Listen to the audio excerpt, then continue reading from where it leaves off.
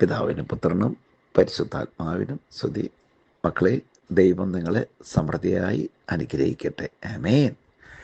ഈശോയുടെ മക്കളെ, നിങ്ങളുടെ പ്രാർത്ഥന മൂലം നിങ്ങൾ ഇന്നലെ ഞാൻ പറഞ്ഞു, ഇന്ന് നന്നായിട്ട് പ്രാർത്ഥിക്കണം. നമ്മുടെ ഇന്നത്തെ വൺ ഡേ ധ്യാനം ഒരു അനുഗ്രഹമായി മാറാൻ നല്ലൊരു വൺ ഡേ ധ്യാനമായിരുന്നു. എല്ലാവരും ഹാപ്പി. അത് ഞങ്ങളുടെ പ്രാർത്ഥന മാത്രമല്ല, നിങ്ങളുടെയും പ്രാർത്ഥനയുടെ ഫലമായിട്ടാണ് കേട്ടോ. ദൈവത്തോട് നന്ദിയോടെ പ്രാർത്ഥിക്കുന്നു. നിങ്ങളിലൂടെയും പ്രാർത്ഥന കിട്ടിയാനോർത്ത് പ്രാർത്ഥിച്ച ദൈവമക്കളെ നിങ്ങളെല്ലാവരെയും ദൈവം അനുഗ്രഹിക്കട്ടെ. Hallelujah, praise the Lord. ഈശോയെ നന്ദി, ഈശോയെ നന്ദി, ഈശോയെ സ്തോത്രം. ഹല്ലേലൂയ. കർത്താവേ, തിങ്കളാഴ്ചത്തെ പ്രയർ കർത്താവേ, നൊയമ്പിലേക്ക് പ്രവേശിക്കാൻ പോകുന്ന ലാസ്റ്റ് ഞായറാഴ്ചയാണല്ലോ ഇന്നലെ കഴിഞ്ഞത്.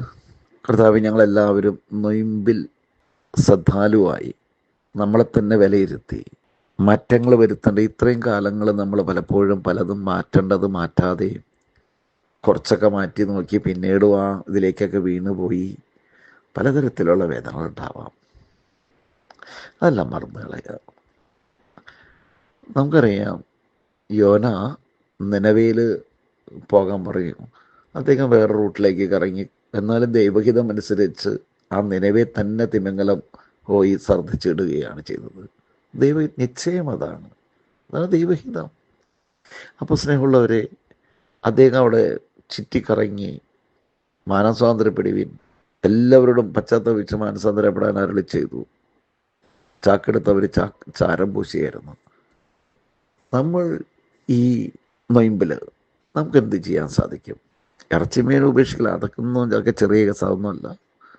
അത് ചെയ്തോ, ചെയ്യണ്ടെന്നല്ല പറയുന്നത്. നമ്മളുടെ തഴക്കദോഷമായ പാവങ്ങൾ, നമ്മുടെ സ്വഭാവങ്ങളിൽ എന്ത് മാറ്റം വരുത്താൻ നമുക്ക് സാധിക്കും? എന്ത് മാറ്റം വരുത്താൻ നമുക്ക് സാധിക്കും? ഒരു പുതിയത് 2 കാര്യങ്ങളെങ്കിലും നമുക്ക് ഈ നൊയമ്പിൽ തീരുമാനമെടുക്കാം. കാരണം ഒത്തിരി നമുക്കറിയാമല്ലോ മക്കളെ, നമ്മുടെ ഈശോ എത്രമാത്രം കഷ്ടപ്പെട്ടിട്ടാണ്, വേദന സഹിച്ചാണ് നമുക്ക് വേണ്ടി യാഗമായി മാറിയത്.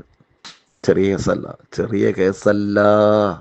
അനേകം മക്കൾക്ക്, നമ്മുടെ ധ്യാനത്തിന് വരുന്ന പല മക്കൾക്കും നെറ്റിയിൽ കുരിശ് പൊങ്ങാണ്. നെറ്റിയിൽ INRI അടക്കമുള്ള കുരിശ് പൊങ്ങുന്നു.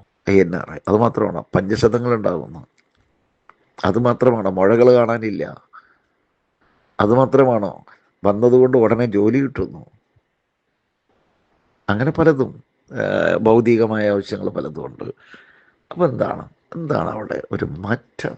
ദൈവത്തിൻ്റെ ഇടപെടൽ. അപ്പോൾ സ്നേഹമുള്ളവരെ, നമ്മൾ വിശദീകരിക്കപ്പെട്ട് പരിശുദ്ധാത്മാവിനെ സ്വീകരിച്ചാൽ മാത്രമാണ് നമ്മൾ പോകുന്ന വഴിക്ക് ഒരു തടസ്സമില്ലാതിരിക്കുള്ളൂ. റോമ 8:31 ദൈവം നമ്മുടെ പക്ഷത്തെങ്കിൽ ആര് നമുക്കെതിരെ നിൽക്കും? ഒരു തിന്മയ്ക്കെതിരെ നിൽക്കാൻ സാധ്യമല്ല. ഒരു തിന്മയ്ക്കും. നമ്മൾ ഇതുണ്ട്, കുഴപ്പമുണ്ട്, ഈ കുഴപ്പമുണ്ടെന്നല്ലേ നമ്മുടെ ചിന്ത. ക്രിസ്ത്യാനികൾക്കും ചിന്ത അത്. ഒരു ക്രിസ്ത്യാനി അങ്ങനെ ചിന്തിക്കാൻ പാടില്ല. സംഖ്യയുടെ പുസ്തകം 23:21 യാക്കോബിന് ആവിചാരി ഏൽക്കുകയില്ല, അവനൊരു ക്ഷുദ്രജന, അവനെതിരെ ഒരു ക്ഷുദ്രപ്രവർത്തനം ഫലിക്കുകയുമില്ല. അതാണ് ശരി. ദൈവം എൻ്റെ പക്ഷത്തെങ്കിൽ ആരെനിക്കെതിരെ നിൽക്കും? അപ്പം എന്തുകൊണ്ട് ദൈവം എൻ്റെ പക്ഷത്തില്ല? അതെൻ്റെ പാപമാണ്. അതാണ് നമുക്ക് ഈ 50 നൊയമ്പിൽ ഒന്ന് പരിശോധിക്കേണ്ടത്. ധ്യാനവും നമ്മുടെ ധ്യാനങ്ങളിലേക്ക് വരിക. മാർച്ച് 13 ധ്യാനം, ഏപ്രിൽ 13 ധ്യാനമുണ്ട്. ലാസ്റ്റിലേക്ക് വിടാതെ തുടക്കത്തിൽ തന്നെ വരാൻ നോക്കുക. നല്ല ധ്യാനാനുഭവമായിരിക്കും. ഹല്ലേലൂയ. പിതാവായ ദൈവമേ, പുത്രനായ ഈശോയെ, പരിശുദ്ധാത്മാവായ ദൈവമേ, ഇത്രയും നല്ല ധ്യാനം ഇന്ന് വണ്ടി ധ്യാനം നടത്തി തന്നതിനോർത്ത്, ഒരുപാട് മക്കളെ തന്നതിനോർത്ത് ഞാൻ നന്ദി പറയുന്നു. അതിനുവേണ്ടി അധ്വാനിച്ച് അതിനുവേണ്ടി പ്രാർത്ഥിച്ച എല്ലാവരെയും അനുഗ്രഹിക്കണമേ. കർത്താവായ ഈശോയെ, പരീക്ഷയാണ് കർത്താവെ മക്കൾക്ക്. ഇന്ന് വന്ന എല്ലാ മക്കളും പരീക്ഷയിൽ ഉന്നത വിജയം നേടട്ടെ എന്ന് ഞാൻ പ്രാർത്ഥിക്കുന്നു. കർത്താവായ ഈശോയെ, എല്ലാ ദേവാലയങ്ങളെയും സമർപ്പിക്കുന്നു. ഞങ്ങളുടെ വികാരിയച്ചന്മാരെ സമർപ്പിച്ച് പ്രാർത്ഥിക്കുന്നു. അനുഗ്രഹിക്കണേ കർത്താവെ. കർത്താവായ ഈശോയെ, വീടില്ലാതെ വേദനിക്കുന്നവർക്ക് വീട് കൊടുത്ത് അനുഗ്രഹിക്കണേ കർത്താവെ. വിവാഹപ്രായമായിട്ട് കല്യാണം നടക്കാതിരിക്കുന്ന മക്കളുണ്ട്, അവർക്ക് നല്ല വിവാഹബന്ധം നൽകണേ കർത്താവെ. വിദേശത്തേക്ക് പോവാൻ വിസ വരാൻ തടസ്സമായി നിൽക്കുന്നവരുണ്ട്, അതും ദൈവമേ അങ്ങ് നൽകണമേ കർത്താവെ. മക്കളില്ലാതെ വേദനിക്കുന്ന എല്ലാവർക്കും കർത്താവെ മക്കളെ കൊടുത്ത് അനുഗ്രഹിക്കണമേ. നാനാജാതി മതസ്ഥർക്കും കൊടുക്കണമേ. വീടില്ലാതെ വേദനിക്കുന്നവർക്ക് എല്ലാവർക്കും വീട് കൊടുക്കണമേ. കൃഷിയിടങ്ങളെ അനുഗ്രഹിക്കണമേ. മത്സ്യത്തൊഴിലാളികളെ അനുഗ്രഹിക്കണമേ. വാഹനം ഓടിക്കുന്നവർ, വാഹനം കൊണ്ട് ജീവിക്കുന്നവർ, അവർക്ക് സമ്പത്ത് കൊടുത്ത് അനുഗ്രഹിക്കണമേ.